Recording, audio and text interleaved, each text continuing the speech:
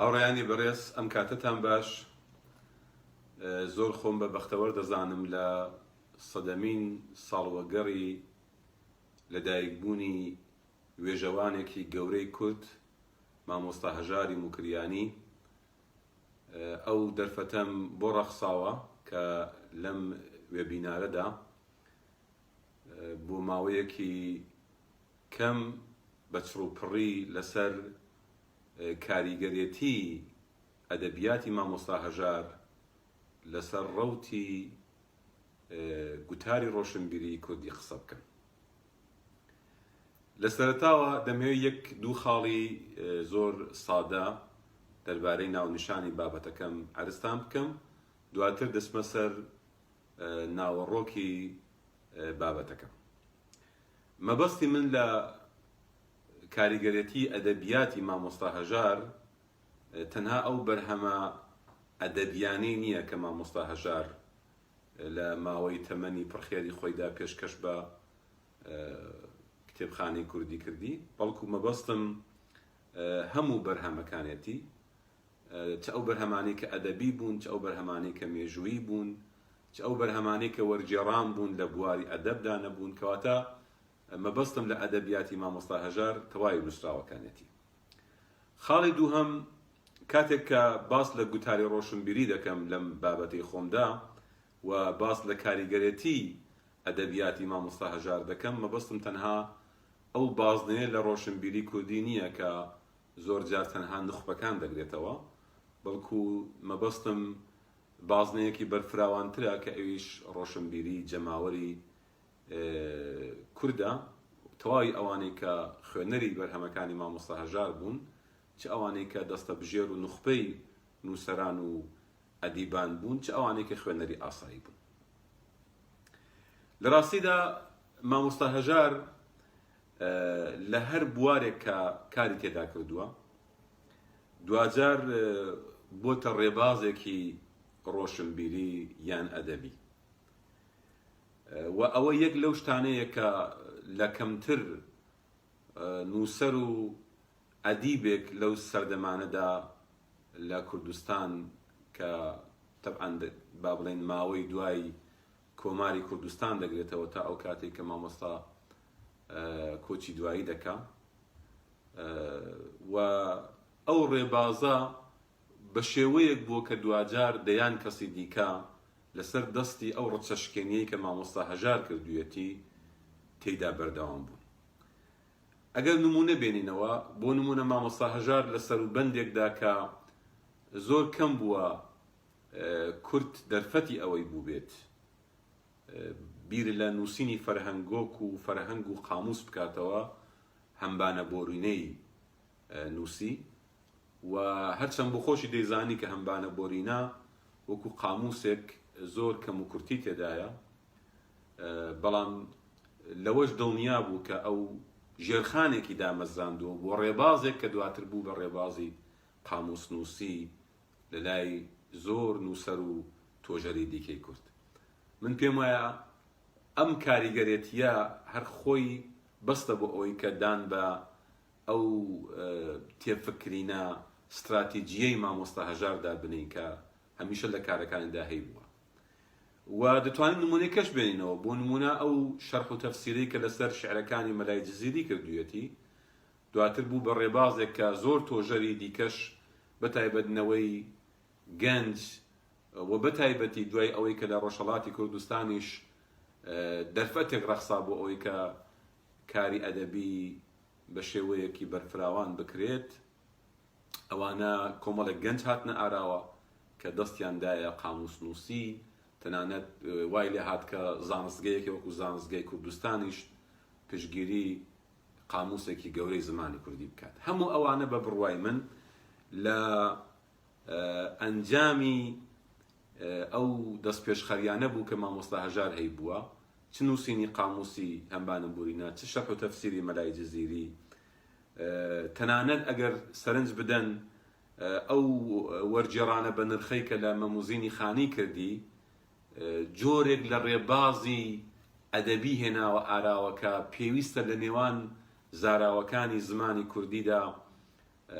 جۆرێک لە دیالۆگ و دانوستان و ئاڵوگۆڕی کولتوری ئەدەبی هەبێت. مامۆستا هەژار مەموزینی خانی تەرجەمە کردەوە بۆی کە ئەوانەی کە بە زاری سۆرانی قسە دەکەن هەم ئاگاداری شاکارێکی کوردی بن بە زاری کورمانجی سەرو و هەمیش ئەوەی کە دوجار ببێ بە ڕێبازێک بۆ ئەوەی کە تۆژەران و وەرجێڕانی دیکەش بێن ئەو شاکارانی کە لە زاراوەیەکی زمانی کوردیدا هەیە وەربجێڕن بۆ زاراوەیەکی دیکە و وەک بە دەستەواژە ئینگلیزەکەی دەڵێن جۆرێک لە ئینترا ریلیشن پەیوەندیەکی ناوخۆیی لە نێوان زمانی کوردی بێتە ئاراوە. خاڵێکی ترکە من دەتوانم وەکو کاریگەرێتی ئەدەبیاتی مامۆستا هەژار لەسەر گوتاری ڕۆشنبیری کوردی باسی بکەم. ئەو با بڵێین بیرۆکەیەیە کە مامۆستا هەژار بە نیسبەت زمانی نووسین و زمانی وەرجێڕان لە بەرهەمەکانی خۆیدا ڕەچاوی کرد و هەوڵی ئەوەی دەدا کە بە تێکەڵکردنی واژەکان و دەستەواژەکانی زاراوە جۆرەکان لە دەقێکی نووسراویدا یا لە دەقێکی وەرجێڕداویدا هەنگاوێک بنێ بەرەو دروستکردنی جۆرێک لە زمانێکی ستاندارد، زمانێک کە دوجار کارایی هەبێت بۆ نەوەکانی داهاتوو، زمانێک کە ڕێز لە هەموو زاراوەکان بگرێت و بەیەک ئەندازە لە هەموو زاراوەکان وشە هەڵێنجێت و بەکاری بێنێت. لە ڕاستیدا ئەگەر ئێوە بۆ نمونە سەرنج بدەنە وەرجێڕانی قورئان، مامۆستا هەژار بە بڕوای من جگە لەوەی کە مەبەستی بوو دەقێکی وەکو قورئان بۆ خوێنەری کورد وەربگێڕێ و ناوەڕۆکەکەی بۆ زۆربەی خوێنەرانی ئاسایی بۆ ئەو شتێک کە من ناوم نا ڕۆشنبیری بە مەعنا بازنە جەماوەریەکەی ڕوون بکاتەوە، هەوڵی داوە کە لە وەرجێڕانی قورئاندا لە هەموو زاراوەکان کەڵک وەربگرێ. هەر لە وەرجێڕانی بسم الله الرحمن الرحیم و ناو خوا کە دەهەندە و دلۆڤانە کە هەر لەو ڕستە بچووکەدا تۆ لە زۆربەی زاراوەکاندا وشە دەبینی و ئەوە جگە لەوەی کە پێکهاتە و سترۆکتۆری ڕستەکانی 100% کوردین. ئەوە بۆ هۆی ئەوەی کە زۆر ڕۆشنبیر و نووسەر و وێژەوانی دیکەی دوای مامۆستا هەژار چاو لەو با بڵێن ڕچەشکێنیی مامۆستا هەژار بکەن و لە زۆربەی نووسینەکانیاندا ئەم با بڵێن جۆرە لە تێڕوانی نەبوو زمانی نووسین و زمانی وەرجێڕان ڕەچاو بکەن و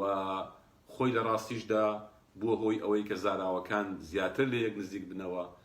و ئەو شتێک کە پێی دەڵێن زمانی ستاندارد بۆ ئەوەی کە ئەو با بڵێن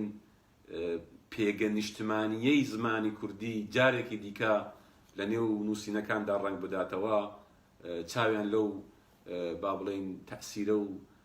ئەو دەست پێشخەرەی مامۆستا هەژار کرد و زۆر کەس تا ئێستاشی لەگەڵدا بێت هەوڵ دەدا کە بە جۆرێک لە جۆرەکان ئەگەر لاسایی مامۆستا هەژارش نەکاتەوە لەو ڕێبازە دوور نەکەوێتەوە. لە ڕاستیدا خاڵێکی تر کە هەر لەو بابەتە من دەتوانم باسی بکەم ئەوە بوو کە مامۆستا هەژار لەو ڕۆشنبیرە زۆر دەگمەن و وردبین و زانایانە بوو کە خۆی دەخستە نێو بوارێکی تایبەتەوە کە هەڵگری گوتارێکی تایبەت بوو، بەڵام دوجار مەبەستی ئەوە بوو کە خێر و بێری ئەو نووسین و وەرجێڕانە لە ئەو گوتارە تایبەتە بە قازانجی گوتارێک بشکێتەوە کە ئەو گوتارە لە واقعدا بە قازانجی میلەتەکەی خۆی تەواو بێ. هەر بۆ نمونە ئەگەر دیسان باز لە وەرجێڕانی قورئان بکەین دەبینین مامۆستا هەژار لە ڕاستیدا گوتارێکی دینی وەرجێڕاوەتە سەر زمانی کوردی کە ئەو گوتارە لە واقعدا گوتارێکی دینیە بە زمانێکی بیانیە و هەڵگری معریفەیەکی ناکوردیە، بەڵام دوجار ئەو زمانەی کە ئەو لە وەرجێڕانێکی خۆیدا ڕەچاوی کرد زمانێکی 100% کوردی لە ئەو پەڕی پوخت و پاراوی و ئەگەر نەڵێن پەتی بەڵام زۆر پوخت و پاراو و دیارەکە ئەو زمانە دەبێت هۆی ئەوەی کە بەدەیان کەس بتوانن لەسەر کۆڵەکەی ئەو زمانە ماڵی گوتاری کوردی، گوتاری ڕۆشنبیری کوردی دروست بکەن. بۆیە ئەوەش یەکێک لەو تەئسیرانە بووە کە مامۆستا هەژار لەسەر زەینیەتی ڕۆشنبیری چ نوخبەکان و چ جەماوەر داناوە. هەر ئەو قسەی دەتوانین بە نیسبەت بۆ نمونە وەرجێڕانەکانی کە زۆر کەس پرسیار دەکەن چ پێویست بۆ نمونە مامۆستا هەژار کتێبەکانی چەند کتێبێکی عەلی شەریعەتی تەرجەمە بکاتەوە. لە ڕاستیدا دیسان مەبەستی مامۆستا هەژار ئەوە بووە کە لە ڕێگەی ئەو دەقانەوە زمانێک بخڵقێنێ کە ئەو زمانە بە قازانجی کورد تەواو بێ و لە هەمان کاتیشدا لە نێو بازنەی گوتارێکدا کاری کردووە کە لەوانەیە مەبەستی ئەوە بوو بێت لە ڕێگای ئاشکراکردنی نهێنەکانی ئەو گوتارە دوجار گوتارێکی کوردی دروست بێت. یعنی من پێم وانەیە مامۆستا هەژار بۆ نمونە کتێبەکانی عەلی شەریعەتی وەرجێڕابێ بۆ ئەوەی کە کورد چاو لە فکر و بیرۆکە و ڕێبازی هەزری عەلی شەریعەتی بکە، بەڵکو بۆ ئەوە بووە کە بزانێ ئەو گوتارە میلەتەکەی خۆی تێبگەێنێ کە ئەو گوتارە چی دەڵێ بۆی کە هەڵوێستی خۆی لە بەرابەری هەبێ. ئەوە بێجگە لەوەی کە بەو زمانە پاراوەش بەڕاستی کاری کردووە. کەواتە بە کورتی دەمەوێت بڵێم کە وەرجێڕانی مامۆستا هەژار لە بەشێکی زۆری کارەکانی خۆیدا مەبەست ئەوە بووە کە گوتارێکی ڕۆشنبیری چێ بکات کە زۆر جار ئەو گوتارە دژ بەو گوتارە بووە کە لە ناوڕۆکی ئەو کتێبانەت بووە کە وەری جێڕاوە. مامۆستا هەژار هەروەتر دەتوانین لەو ڕوانگەیەشەوە باسی بکەین کە لەو نووسەرە دەگمانانەی سەدەی بیستەم بووە کە لە ڕاستیدا دەتوانین ڕەوتێکی پێچەوانەی نوخبەی نووسەران و داهێنەرانی گەورەی سەدەی نۆزدەی بڕی. ئەگەر سەرنج بدەین بۆ نمونە لە سەدەی نۆزدە ئێمە باسی دوو نوخبەی زۆر گەورەی وێژەوانی مێژووی ئەدەبی کوردی بکەین، نالی و مەحوی، دەبینین ئەو دوو دەستە بژێرەی ئەدەبی کوردی کە تا ئێستاش بەرهەمەکانیان بە گەورەی و مەزنایەتی ماوەتەوە، ئەدەبیاتەکەیان ئەدەبیاتێکی زۆر نوخبەوی بووە، ئەدەبیاتێک بووە کە زیاتر ڕووی لەو کەسانە بووە کە خۆیان وێژەوان و وردبین و مەلەوانی دەریای ئەدەب بوون. هەر بۆیە کە تا ئێستاشی لەگەڵ بێت بۆ نمونە کارەکانی نالی یا شعرەکانی مەحوی زۆرتر دەستە بژێر دەتوانن بیخوێننەوە یا تێی بگەن یا شی بکەنەوە. بەڵام مامۆستا هەژار بە تایبەتی لە ژێر تەئسیر و کاریگەرێتی کۆماری کوردستان کە بۆ خۆی یەک لە ئاڵا هەڵگرانی ئەو بزوتنەوە و شۆڕەشە بووە و لەلایەن پێشەوە قازی محەممەدی شەهیدەوە ناونیشانی شاعری نەتەوەیی پێبەخشرا بوو، هەوڵی ئەوەیدا کە ئەدەبیاتی کوردی و نووسین بە زمانی کوردی لە بواری ئەدەب، لە بواری مێژوو، لە با بڵێین ئەو بازنە بەرتەسکەی نوخبەکان بێنێتە دەرەوە و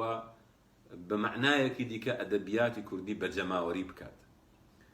هەر لەبەر ئەوەشە کە ئەگەر سەرنج بدەین دەبینین مامۆستا هەژار لە وەرجێڕانی چوارینەکانی خەیامدا ئەو پەڕی زمانێکی سانا و ئاسان و خۆبەدەستەوە دەر چ لە مەعنا چ لە زمان خوڵقاندووە بۆ ئەوەی کە زۆرینەی خوێنەری کورد لە ڕاستیدا خەیام بخوێننەوە و تێی بگەن و چێژ لەو زمانە کوردیە وەرگرن و تەنانەت زۆر لایەنی معنایی و مەفهومیش بۆیان شی بکرێتەوە و لە ڕاستیدا جیهانی تازە لەو ڕێگایەوە بۆ خۆیان کەشف بکەن. من پێم وایە لە وتارێکشدا باسم کردووە کە مامۆستا هەژار بە هیچ شێوەیەک دەروەستی ئەوە نەبووە کە بۆ نمونە ئایا ئەم چوارینەیە چوارینەی خەیام بووە یا نەبووە. ئەو شتێکە مەسەلەن زۆر تۆژەری فارس کەڵکەڵەیان بووە بیسەلمێنن کە ئەوە زۆربیان ئەو چوارینانەی خەیام نین، ئەمە هی خەیامە. مامۆستا هەژار ئەوەی بەلاوە مەبەست نەبووە چونکە زانیوەتی ئەم گوتارە ئەم مشت و مڕەقا بە قازانجی ئەگە کوردیش نەبێ هیچ پێویستی نییە کورد بەڕاستی بیزانێ. بەڵام ئەوەی کە کورد پێویستی بوو ئەوەیە کە بتوانێ شاعرێکی گەورەی وەکو خەیام بە زمانێکی زۆر پەتی و پوخت و پارا و کە بە بڕوای من یەک لەو زمانانەیە، یەک لەو داڕشتانەیە، یەک لەو دەقە وەرجێڕاوانەیە کە لە مێژووی ئەدەبی کوردیدا بە هەرمان دەمێنێتەوە، بۆ ئەوەی کە خوێنەری ئاسایی و خوێنەرێک کە لە ڕاستیدا نە نوخبەیە و نە توانستی ئەوەی هەیە وەکو نوخبە بیر بکاتەوە لە خەیام تێبگا. ئەگەر سەرنجتاندا بێ دەبینین چوارینەکانی خەیام تا ئێستا بە ئەنواع شێوە چاپ بۆتەوە، تەنانەت بە شێوەی دەنگیش لە نێو زۆربەی خەڵکدا بڵاو بۆتەوە و زۆر کەس کە حەزی لە زمانی کوردی کردووە و مەیلی بۆ ئەوە بووە کە زمانی کوردی بخوێنێتەوە یا فێری زمانی زگماکی خۆی بێت، بە بڕۆی من زۆر جار لەوە سەرچاوای گرتووە کە خەیامێکی بە کوردی بیستووە و لە ڕاستیدا لێەوە زانیوێتی کە زمانێکی خۆی چ زمانێکی خۆشە، چ زمانێکی بەهێزە، چ زمانێکی پڕوزەیە و ئەوە بێزگەلەوەی کە زۆر نخبەی ڕۆشنبیریش هەر و شۆن پێی ئەو زمانەیان هەڵگرتووە کە مامۆستا هەژار لە ڕاستیدا لە وەرگێڕانەکانی خەیامدا هەی بووە. من نامەوێت لەوە زیاتر بەڕاستی کاتی هاوڕێیان بگرم، چونکە دەزانم کە هاوڕێی کەشمان هەن کە لەو وێبینارەدا قسە دەکەن، بەڵام دەمهەوێت لە کۆتایی قسەکانمدا ئەوە بڵێم کە مامۆستا هەژار ڕۆشنبیرێک بوو کە بۆ خۆی ڕۆشنبیر خوڵقێن بوو، ڕۆشنبیرێک بوو کە خۆی گوتاری ڕۆشنبیری لە پاش خۆی بەجێهێشت و بووە هۆی ئەوەی کە دەیان ڕێبازی ڕۆشنبیری وەک من ئاماژەم بە چەندانەیەکی کرد دروست بێت و لە ڕاستیدا هاوشانی مامۆستای هەژار لە ئەدەبیاتی سەدەی بیستەمدا کە بەو شێوەیە زاوزێ بە گوتاری ڕۆشنبیری کوردی بکات زۆر کەم بووە. هەبوون مەسەلەن لە ڕۆژهەڵاتی کوردستان ئێمە کەسایەتی وەکو سوارە ئیلخانی زادەشمان هەبوو کە لە گوتاری ئەدەبی مۆدێرن و ئەدەبی نوێدا ئەو کارێک کرد. مامۆستا هێمنمی موکریانیشمان هەبوو کە لە بواری شەعردا بەڕاستی لە بواری پەخشانیشدا ئەو کارێک کرد، بەڵام مامۆستا هەژار بازنەی کارەکەی زۆر بەرفراوانتر بوو، زۆر هەمەڕەنگتر بوو و هەر لەبەر ئەوەش بە بڕوای من دەتوانین وەکو کاریگەرترین ڕۆشنبیری سەدەی بیستەم بۆ دروستکردنی ڕێبازە ئەدەبی و ڕێبازە ڕۆشنبیرەکان باسی بکەین. من جارێکی دیکە سپاسی هەموو لایەک دەکەم و پیرۆزبایی لە خۆم و لە گەلی کورد دەکەم کە سەدەمین ساڵوەگەڕی ڕۆشنبیرێکی زۆر گەورەی کورد دەکەین بە جێژنی مشت و مڕی ئەدەبی. زۆر سپاسی هەموو لایەک و هیوادارم سەرم نەهێشان بێت.